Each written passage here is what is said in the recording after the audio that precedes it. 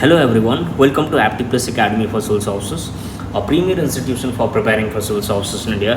Today I am here for a daily news and editorial analysis for 19 and 20 of April 2024. And this editorial analysis is going to be important for all three stages of UPSC, which are UPSC prelims, mains and interview process.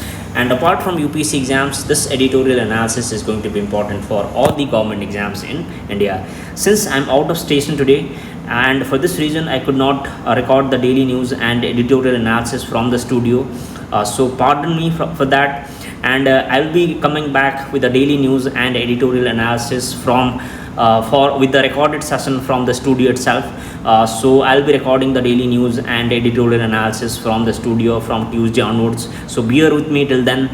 So having said that, I'm starting the daily news and editorial analysis for 19 and 20 of April 2024. Today's first topic of daily news and editorial analysis is very important, and this topic is about the elimination of Ram Lalla's forehead during the Ram Navami ceremony in Ayodhya temple. And this news was everywhere in the news, and people were talking about this phenomena, and people were circulating this news saying that this is some kind of miracle.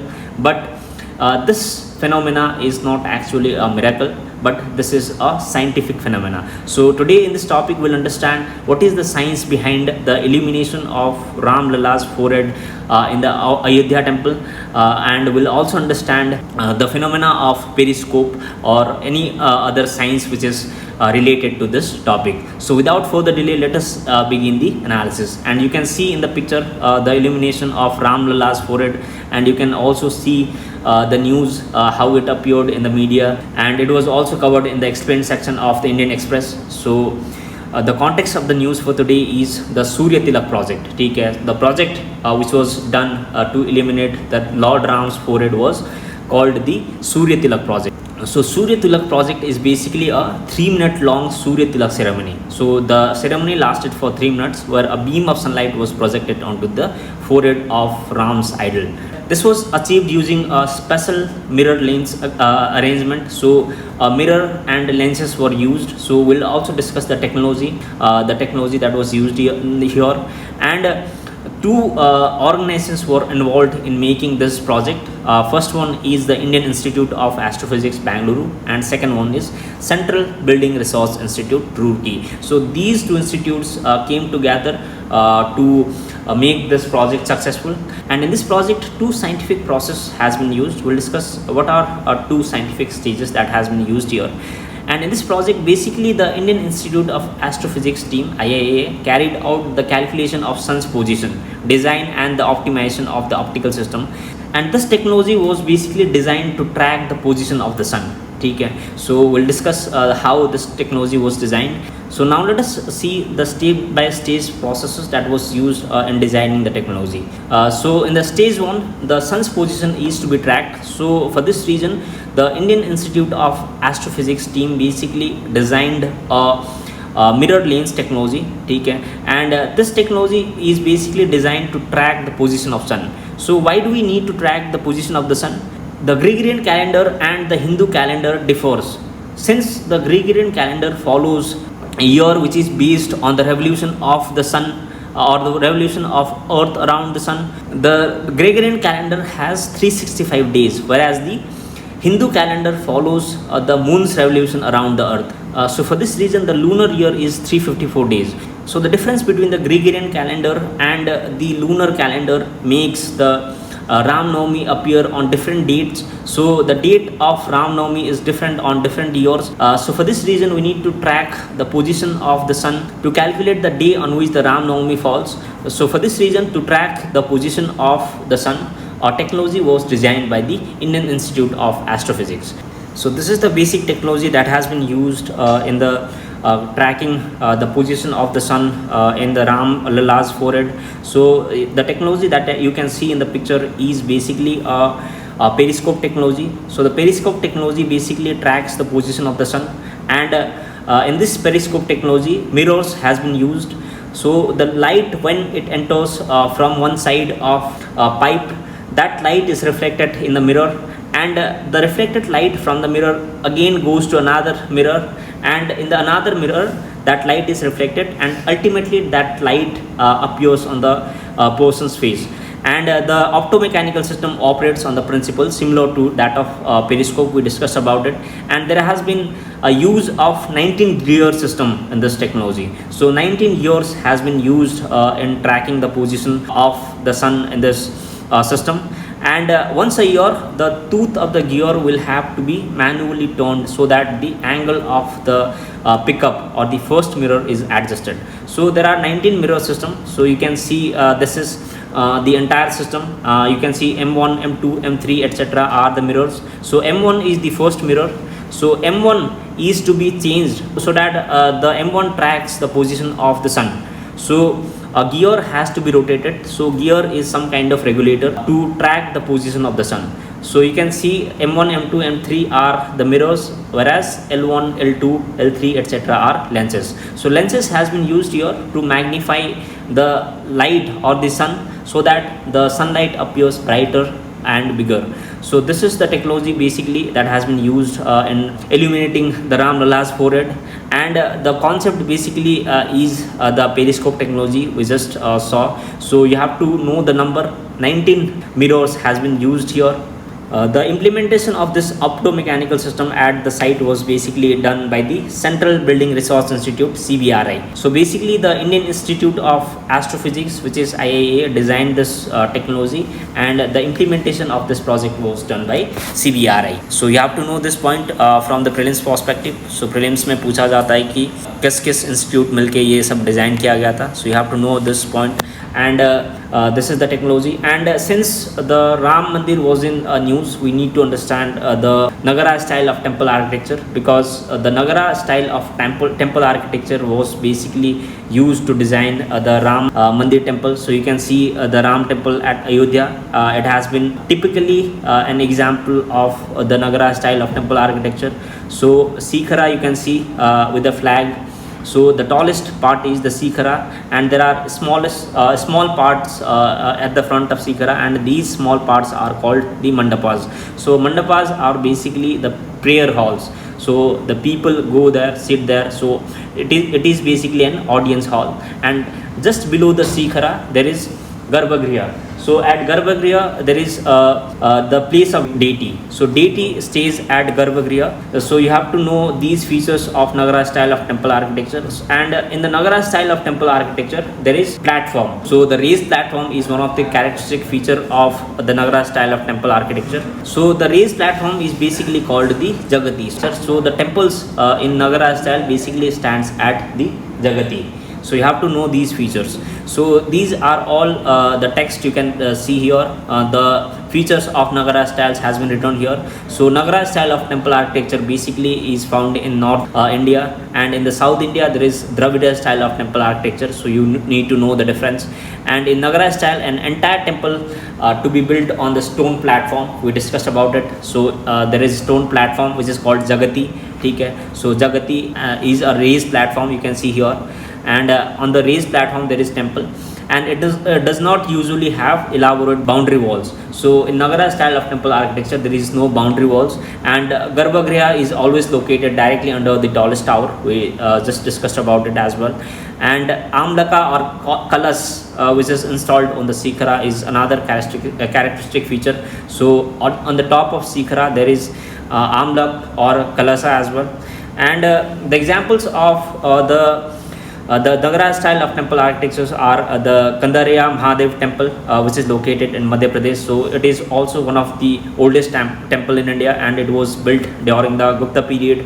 And there is Sun temple which is in Konark, and there is another Sun temple which is located at Modhera. So these are all examples of the Nagara style of temple architecture. And in the picture you can see this is the typical Nagara style of temple architecture, and the Kalasa is the topmost part of the Nagara style, and which is located just above the Sikhara. And there is Amlaka, and there is Sikhara, and there is Uru Sikhara. So you have to know these all parts. Okay? So UPSC mein you might be asked that arrange the following the parts of the Nagara style of temple architecture from top to bottom ठीक है. So you have to know these positions. So Kalasa is there, Amlaka is there, Sikhara is there, and Garbhagriha is there. And in the art and culture, in answer writing, you can draw these pictures of Nagara style. So if you can draw the Nagara style in your answer sheet, you will get additional marks. You should be able to show the position of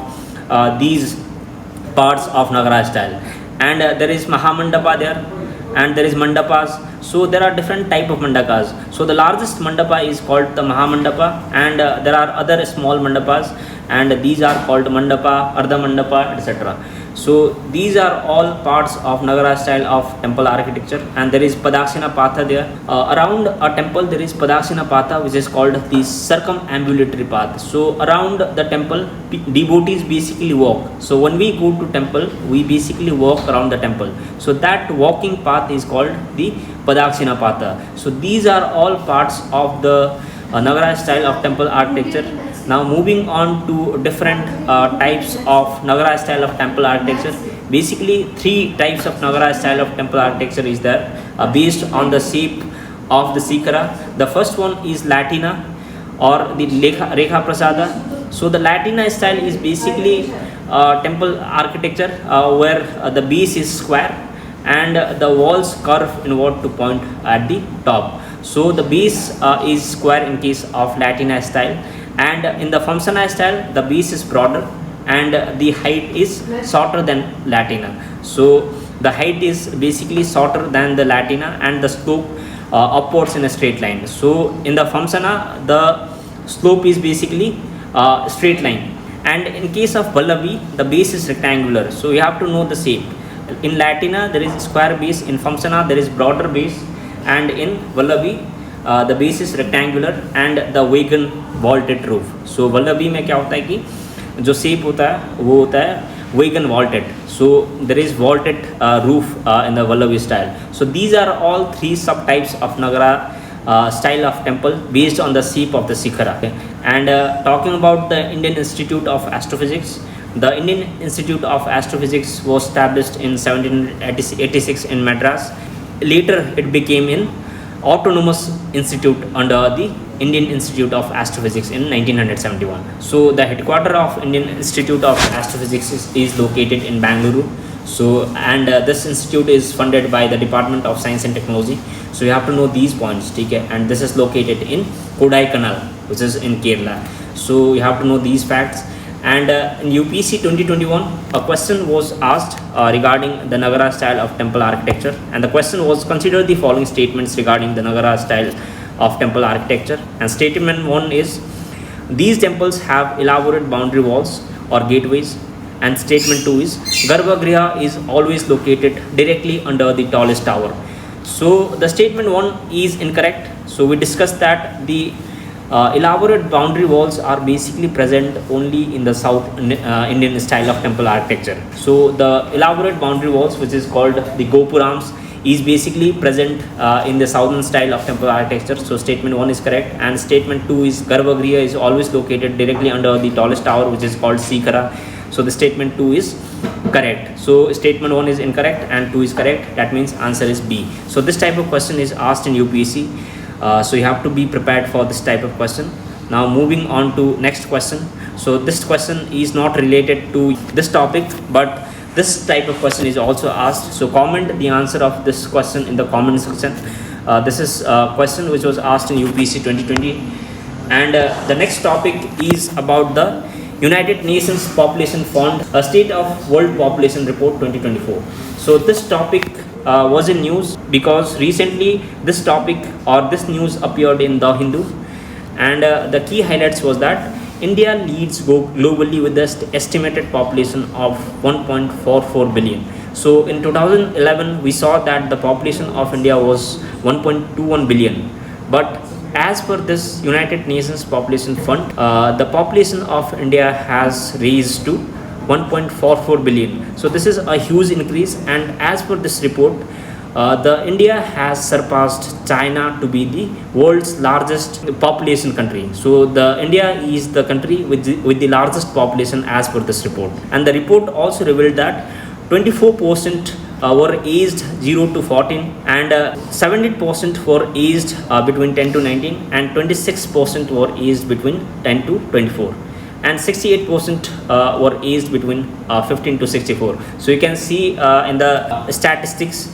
that India has a huge demographic dividend. So 68% of 15 to 64 years aged people means India has the huge number of working population. For this reason, India is a country which has a high demographic dividend, and these demographic dividend can be used for the economic improvement in India. So you can see these figures. So these figures can be quoted in UPSC mains answer writing.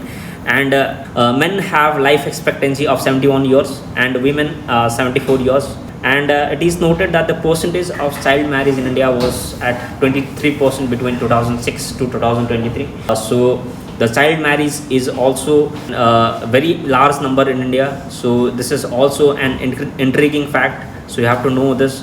And the maternal deaths in India have significantly decreased. So this is an important fact. So the decrease in maternal death is around 8%. Okay, so you have to know these facts. And women with disabilities are more vulnerable to gender-based violence. So basically, this United Nations Population Fund's data shows that the population of India has increased, and the gender discrimination in India is growing, and the child marriage in India is not stopping. So this is the basic highlight of United Nations Population Fund Agency, or the World Population Report 2024. So these are all important facts. So these data and statistics are very important for the UPSC mains answer writing. So you can make the note of these data and facts. And this was the last topic of discussion for today as well. And today I have got an important quote of the day for you. The quote basically is, the thrill isn't in winning, it's in the doing. So basically the quote highlights that the thrill isn't about winning. So it's not only about winning, but it's in the doing. So you have to enjoy the process. You have to work hard, and you have to enjoy the process rather than only expecting the winning. So if you even lose, you can learn many things from your journey. So your journey is important. So with that quote, I am concluding today's session. We'll meet again in the next video. Till then, take care.